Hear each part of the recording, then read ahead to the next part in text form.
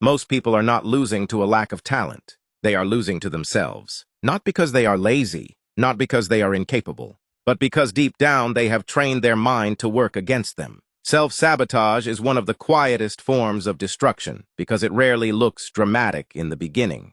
It looks like procrastination, overthinking, avoiding opportunities, doubting yourself, starting something and quitting halfway through, telling yourself you will begin tomorrow while secretly believing you may never succeed anyway.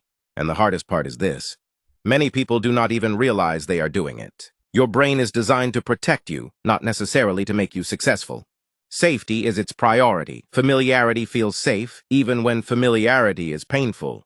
That is why people stay inside patterns that hurt them. The brain would rather keep you inside a predictable struggle than risk an unfamiliar outcome. This is why someone can want success and still sabotage every opportunity that could create it. You say you want confidence, but avoid situations where you might fail. You say you want love, but push people away before they get too close. You say you want a better life, but keep repeating the habits that keep you stuck.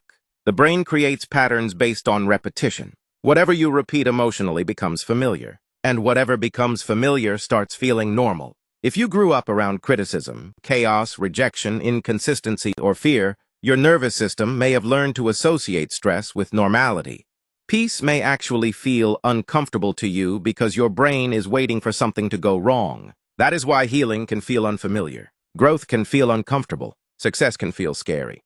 Your brain is not asking, "Will this make me happy?" It is asking, "Is this familiar?"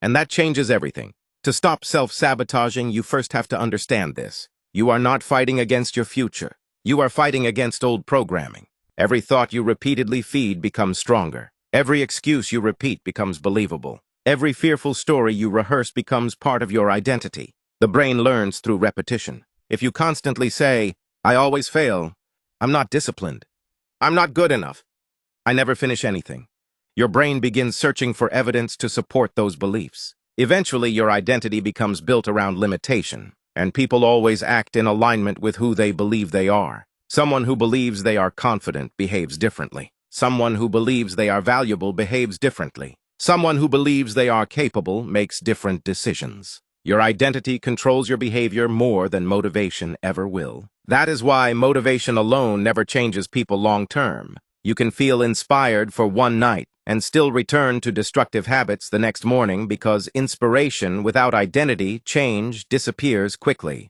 Real transformation happens when you stop negotiating with the version of yourself that keeps destroying your future. Most self-sabotage is emotional avoidance. People avoid the gym because they fear discomfort.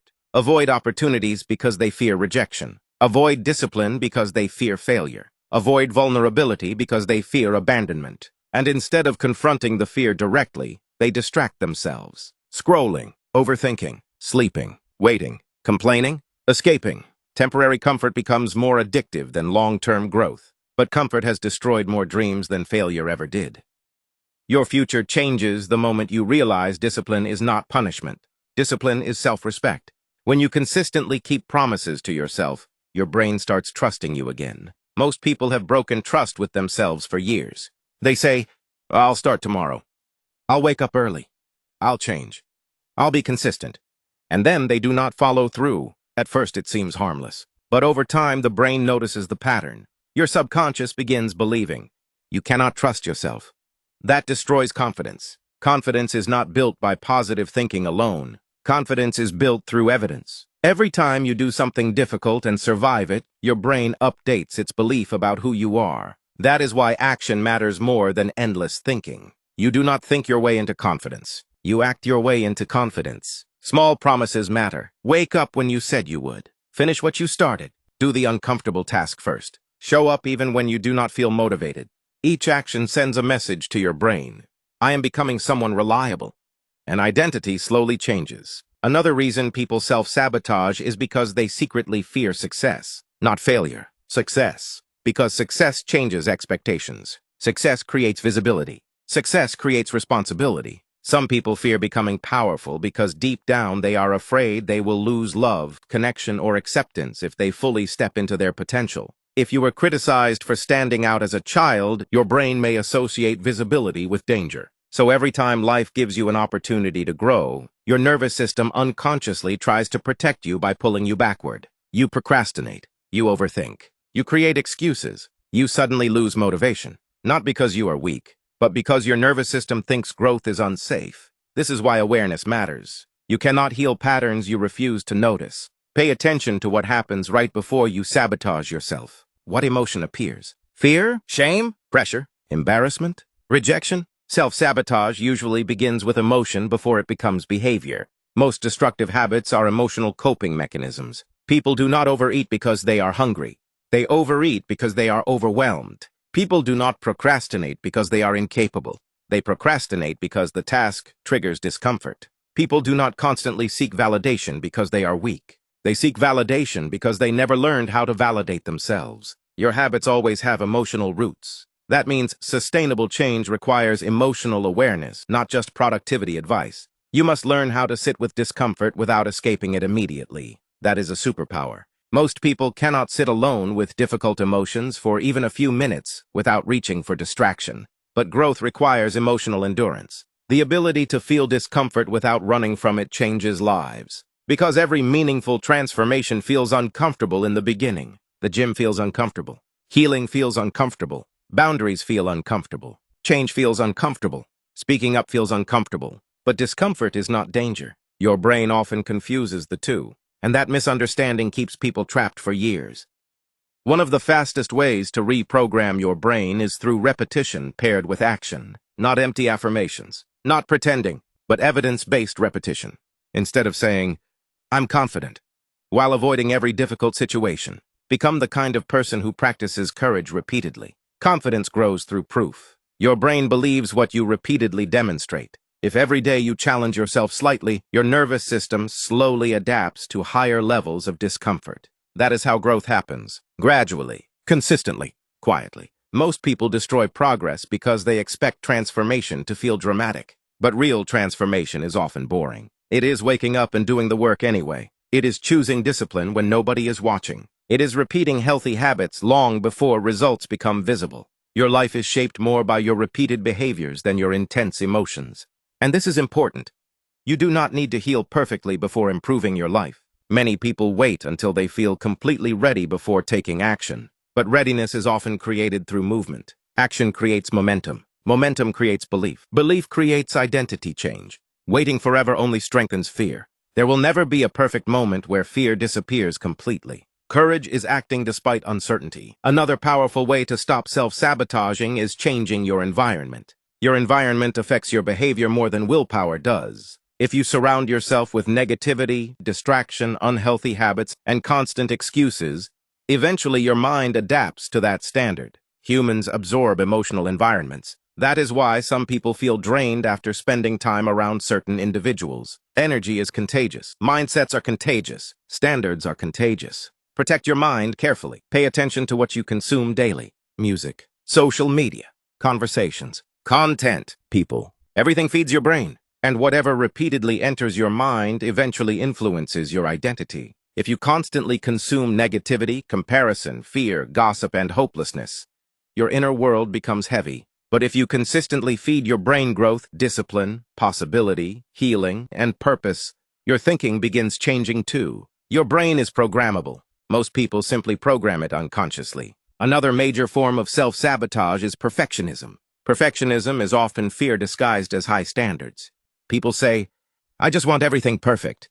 But underneath that is usually, "If I cannot guarantee success, I would rather not try fully." Perfectionism creates paralysis. People spend years planning instead of starting, researching instead of executing, dreaming instead of building. Imperfect action will always outperform perfect hesitation. The people who succeed are not always the smartest. Often, they are simply the ones willing to move before they feel fully ready. You must stop attaching your worth to outcomes. If every failure becomes proof that you are worthless, your brain will avoid risk to protect your identity. But failure is information, not identity. Every successful person failed repeatedly. The difference is they stopped personalizing every setback. Instead of saying, "I failed, therefore I am a failure," they learned to say, "That attempt failed, I can adjust." That mindset changes resilience completely. Your brain watches how you speak to yourself constantly. And most people have an inner voice they would never use on someone they love. You're pathetic. You'll never change. You always ruin everything. You're not good enough.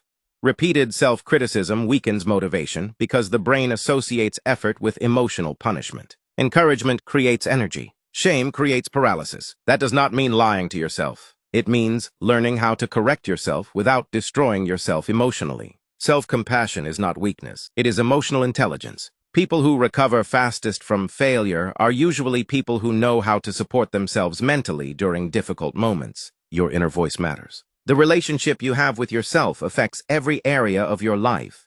And here is something important. Your current identity is not permanent. Many people treat personality like a prison.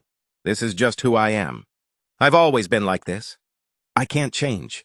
But the brain changes constantly based on repetition and experience. Neuroplasticity proves this. Your brain physically adapts to repeated behaviors and emotional patterns. That means your future self is being built right now by what you repeatedly practice. Every habit strengthens something. Every thought reinforces something. Every action trains something. You are always becoming. The question is, what are you training yourself into? If you constantly avoid discomfort, you train fear. If you constantly seek distraction, you train inconsistency. If you constantly quit, you train defeat. But if you consistently face discomfort, you train resilience. If you consistently follow through, you train discipline. If you consistently challenge fear, you train courage. Your brain becomes what you repeatedly practice. That is why healing is not magic. It is training, and training requires repetition. You do not become mentally strong in one motivational moment. You become mentally strong through hundreds of small decisions. Choosing to continue, choosing to try again, choosing to stay disciplined, choosing to believe growth is possible, over and over again. Eventually, your old identity weakens because you stop feeding it. The version of you that procrastinated, doubted everything, avoided discomfort, and quit easily only survives through repetition. Starve the pattern long enough, and it loses power. Feed the new identity consistently, and it grows stronger. One day you realize something incredible. The person who once sabotaged everything no longer feels familiar, because your mind adapted to a new standard. And that is how real change happens. Not overnight, not instantly, but through consistent rewiring of the mind. You do not need to become perfect. You only need to stop practicing the behaviors that keep destroying your future. Because the brain you have today can become completely different through repetition, awareness, discipline, and courage. And once you understand that, everything changes.